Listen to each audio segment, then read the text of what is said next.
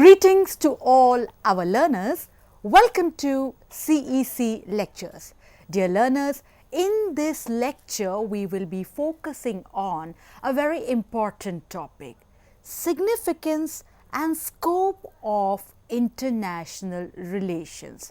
And while we understand this topic, looking at significance and scope of study of international relations, at the very outset, let us update you that this topic is highly important for learners, students interested in political science, global politics, international relations, international business, amongst others.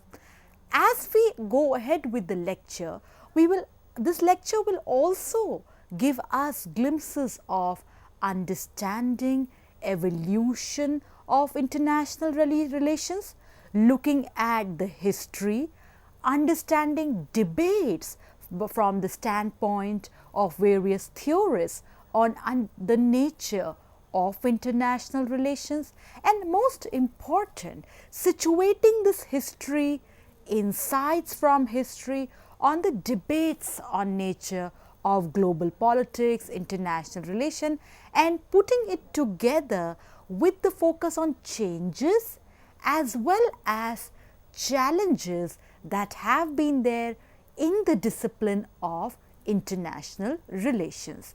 Now, to understand any topic, it is very essential that this lecture will also give us inputs into dynamics of power, national interest, international politics, amongst others, because these key words are integral to the study, understanding the significance and scope of international relations. At the very outset, let us first problematize the topic by asking ourselves, how do we define international relations? Wright has an important perspective here, and that is the term international relations may be used for a condition and a discipline. It is about official relations between sovereign countries that are described as international relations. Now, this very idea that it is about relations between sovereign countries is significant because it tells us about the real nature of international relations, that at the very outset we look into the diplomatic, bilateral, multilateral affairs, issues, aspects that are there between sovereign countries. International relations, again taking the debate by Wright further, as a condition refers to the facts of international life, actual conduct of relations amongst nations through diplomacy based on foreign policy. Now, this also includes actual areas of cooperation, understanding where and how conflict and war come up. So, this is very essential when we try to understand the real nature of international relations. Further, according to Wright, once again we quote, international relations should tell the truth about the subject, namely how such relations are conducted, and as a discipline, international relations must and should treat them in a systematic, scientific manner. So, this also tells us that how the issue of international relations is also focused on getting the facts in a concrete and clear manner, because facts have they form an important basis for conduct of global politics. Once again, as we take the debate further, so we see that then IR should focus on the study of all relations, political, diplomatic, trade, academic amongst sovereign states. Then scope of IR from this point of view should study the varied types of groups, nations, states, governments, peoples, regions, alliances, namely how nations interact with each other, what are the forces within the domestic structure that let states and government put forward a certain point in the foreign affairs paradigm, what is the perspective tendered by the people in order to have a much more holistic view of national interest, the issues of regional integration, alliance formation, all of this therefore should go into the study of IR. Now, a very important perspective put forward by Palmer and Perkins. Let's look into that history and political science are the disciplines from which international relations has emerged. For once again taking the views of Palmer and Perkins forward, that although international relations has emerged from its earlier status as a poor relation of political science and history, it is still far away from being a well organized discipline.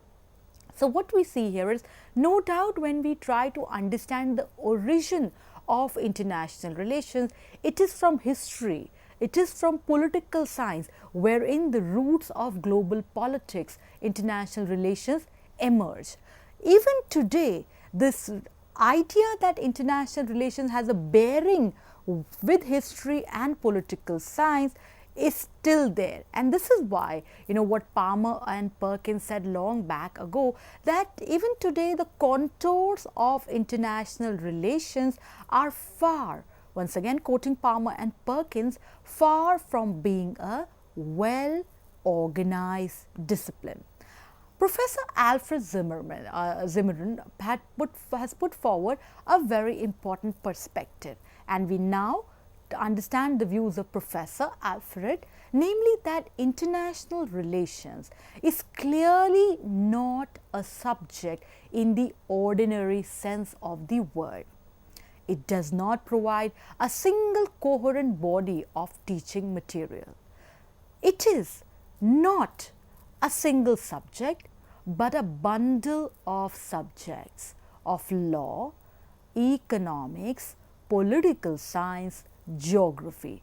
So, dear learners, as we see that how the definition by Professor Alfred also gives us the same idea, that how various strands get together from law, economics, political science, geography, and how all these academic disciplines have a bearing on the nature and scope of global politics. Similarly, when we understand that how this perspective by Professor Alfred, that we cannot codify international relations in the ordinary sense, this also tells us that there is a multidisciplinary perspective, that study of international relations involves a multidisciplinary, interdisciplinary tenor. Then international relations, according to Palmer and Perkins, was too subjective in character and content.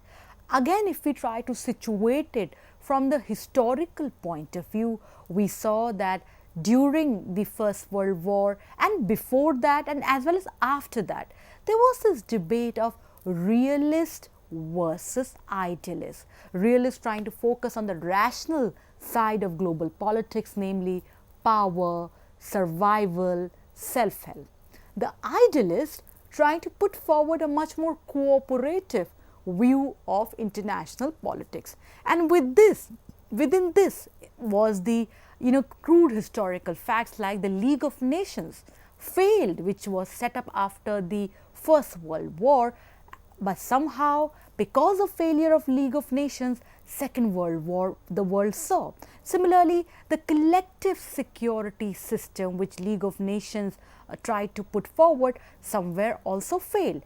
And once again what we are seeing here is that amidst the big trajectory from First World War to Second World War to Cold War or to present post Cold War time, wherein today even globalization interdependence, its benefits amidst a pandemic are being redebated. So, what we say here is that a crude fact of international relations that has been there in past, present, and also what academic and other theory analysis tells us, that in future too, national interest is an important concern of every state. Now, another important perspective on international relations has been presented by Hartman, and we quote, Hartman defines international relations as a field of study which focuses upon the processes by which states adjust their national interest to those of other states. So, this is very important, that how the study of international relations has to focus on the bigger picture, that namely how states work out their national interest in the process of negotiation, in the process of diplomatic avenues, in the process of bilateral and multilateral engagements with reference to other sovereign states. And this definition by Hartman also captures that how the essence of international relations, namely, is the art of diplomacy, the art of putting forward your national interest within the bargains of other states also. Similarly, when we are talking about national interest, an important perspective has been given to us by Hans Morgenthau. Now, since national interests of different states are often in conflict, and this is what is one of the primary assumptions of the realist discourse in global politics and international relations theory, that it is statism leading to self-help followed by survival. Morgenthau therefore concludes that international politics, like all politics, is a struggle for power. Power is the means through which nations promote their national interests, and this is very essential, that how the focus on power brings into attention the alternate perspective on international relations, that is, it is competitive, it is conflictual, and primarily summing up from the aspect that in such an environment, states work out mechanisms only to cater to their national interests. The degree of national interest is defined by power. So, the argument here is, when we are debating the ambit of global politics and trying to understand the scope of international relations, dear learners, an important argument is that IR is linked to history. This history has a political bearing. So, therefore, international relations can be traced to the time of Greek historian Thucydides, but it emerged as a discrete academic field within political science in the early 20th century. Another important argument that is very essential to understand, Barry Buzan and Richard Little, in their work, they show that how interaction of the ancient Sumerian city states, it was an example, it was a reflection of a first fully fledged international system. However, it is very essential, when we read Kautilya's Arthashastra, when we read the Mahabharata, the art of diplomacy, the art of warfare, the art of conducting negotiations with neighbors, with friends, with enemies have been so aptly presented. So, therefore, when we are saying the scope of international relations, as well as when we are trying to relate it to its ambit, it is essential that one has to also look towards from a non-Western perspective. And this is how, when we see Kautilya's Arthashastra, way ahead of any realist scholar, Kautilya had written this magnus opus, which has all kinds of treasures for any policy maker, statesman in the realm of global politics. Mahabharata tells us about the art of diplomacy, warfare, negotiation in a much more elaborate manner than any other perspective can. So therefore, when we are trying to put the argument that is IR just about history or it is just an offshoot of political science, this historical perspective that history too has multi-dimensionality, and therefore it need not be just seen with respect to a Western bias. Similarly, when we are trying to look into the concrete historical teleology of the establishment and development of the discipline of international relations, the first chair in international relations was established at the University of Wales in 1919. And however, what we see here is that with time, the subject has changed in nature as well as in content. Today what we are seeing here is that the erstwhile focus on just description, the erstwhile focus on just putting IR as a history of wars, causes and consequences of First World War, causes and consequences of Second World War, Cold War phases, etc., wherein we look at diplomacy from the prism of history. That idea, that nature is being changed because there has been change of the context within which international relations exist. The term international politics, therefore, is the new discipline that has emerged since the Second World War. It is much more scientific yet narrow as compared to international relations. Very essential that to point out here that both international politics as well as international relations are often used as synonyms together, but however both of them are distinct because the subject matter of international relations is much more broad, whereas the subject matter, when we say the term international politics, primarily it points out the relationships, the ideas, the issues of engagement between sovereign nation states. Hans Morgenthau has an important clarification when we are understanding the distinction between international politics and international relations. Let us quote that here. According to Hans Morgenthau, international relations, according to Morgenthau, is therefore much wider in scope than international politics. It's about looking into aspects of struggle for power. International relations has a broad perspective to it. It includes political, economic, cultural relations as well. Similarly, an important perspective to add more to Morgenthau's view is that of Harold and Margaret Sprout, saying that international relations include all human behavior on one side of a national boundary affecting the human behavior on the other side of the boundary.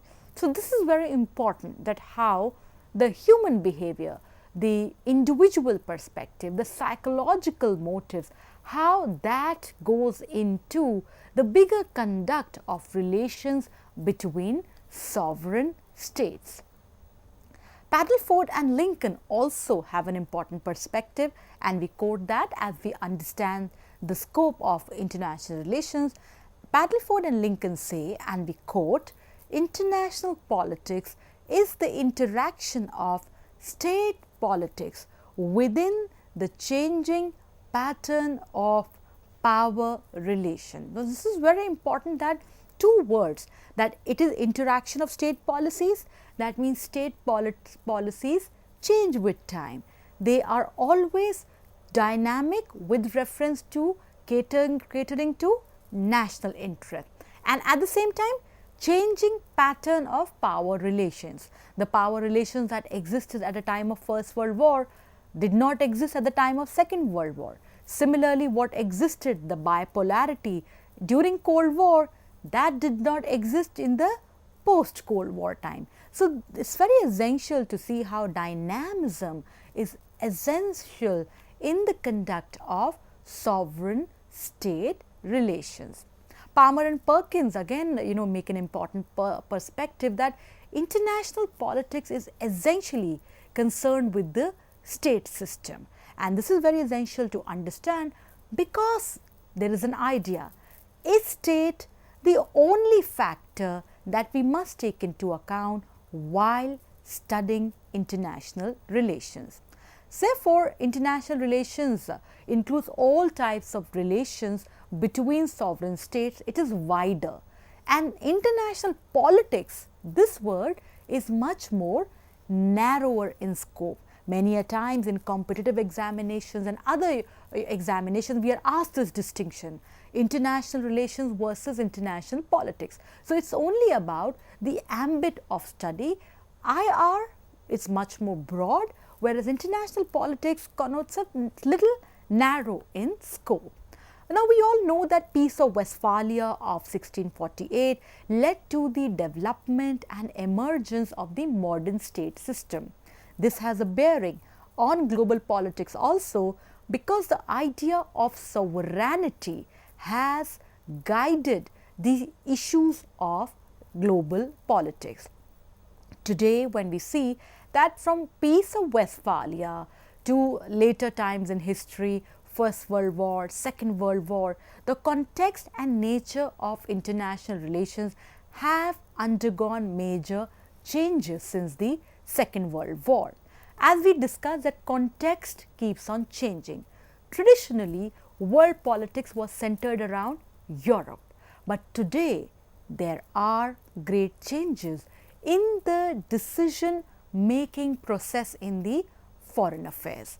And what we see here is that the agenda of global politics, from nuclear weapons, issues of biowarfare, pandemics, nature of war being changed, digitalization, information age, technological revolution, innovations in communication, end of Cold War, disintegration of Soviet Union, issues of supranational governance concerning European Union, different trends and patterns of regional integration, all of it is there in global politics. So, therefore, what we see here is with time the scope of international relations has indeed increased, and this increase in scope of international relations tells us that why we should study international relations all the more, because international relations, from the field of academics to study of governments